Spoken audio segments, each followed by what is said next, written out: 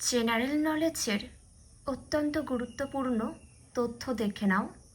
ডিমে থাকে না কি দেখো, লেবুতে যেটি থাকে সাইট্রিক অ্যাসিড, তেঁতুলে থাকে টার্টারিক অ্যাসিড, আপেলে থাকে ম্যালিক অ্যাসিড, দইতে থাকে ল্যাকটিক অ্যাসিড, পিঁপড়ের দেহে থাকে formic acid.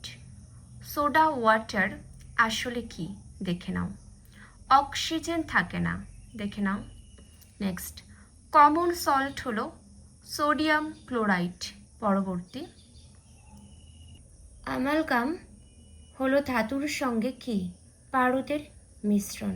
Next, stainless steel কি লৌহ নিকেল ও ক্রোমিয়াম ধাতুর সংকর, এটি খুবই শক্তিশালী হয়।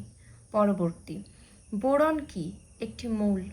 নেক্সট, পরীক্ষাগারে শোধন করতে যে পদার্থটি সাধারণত ব্যবহৃত হয় দেখে নাও, দেওয়া আছে। নেক্সট,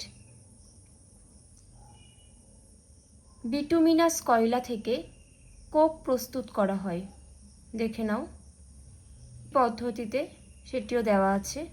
পরবর্তী, পরিমাপ যোগ্যতাকে বলে কি রাশি।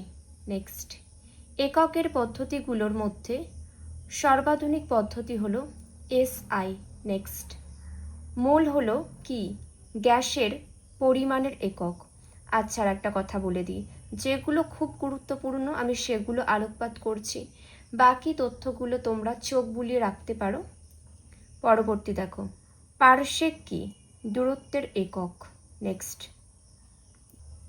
নেক্সট দেখে নাও, ফেমটোমিটার দিয়ে মাপা হয় কি খুব কম দূরত্বকে। পরবর্তী দেখে নাও, জাস্ট একটু দেখে নাও তোমরা,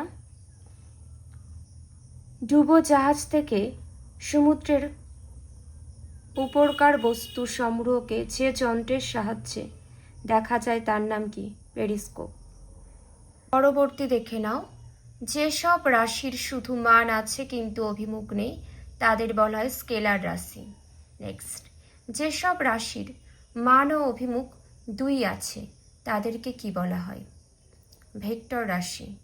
নেক্সট, প্লাস্টিক শিল্পে ব্যবহৃত PVC শব্দটির অর্থ কি পলিভিনাইল ক্লোরাইড। নেক্সট, রান্নার গ্যাস সিলিন্ডারে থাকে কি বিউটেন ও প্রোপেন গ্যাস। পরবর্তী, রসায়নের বিচারে হীরক কি বিশুদ্ধ কার্বন। নেক্সট, রসায়নের শুষ্ক বরফ বলে, ড্রাই আইস বলে CO2কে, শুষ্ক CO2কে। নেক্সট, বিশুদ্ধ লোহার রং সাধারণত কেমন হয় ধূসর সাদা। নেক্সট, জীবাণুনাশক ফিনাইলের রাসায়নিক নাম কি দেওয়া আছে দেখে নাও। পরবর্তী, পিঁপড়ের কামড়ে জ্বালা করে কারণ ফর্মিক অ্যাসিড থাকে তাই। নেক্সট, রসায়নগারে প্রস্তুত প্রথম জৈব যৌগটির নাম কি ইউরিয়া। নেক্সট, দেখে নাও, 1907 সালে অ্যালকোহল থার্মোমিটার আবিষ্কার করেন কে দেওয়া আছে। যে তথ্যগুলি আলোচনা করে দিলাম খুব গুরুত্বপূর্ণ, চেষ্টা করবে নিজেদের খাতায় লিখে নেওয়ার। আর কারোর কোনো কিছু বলার থাকলে কমেন্ট করে অবশ্যই জানাবে। আজকের মতন এখানেই শেষ করছি, সবাই ভালো থেকো।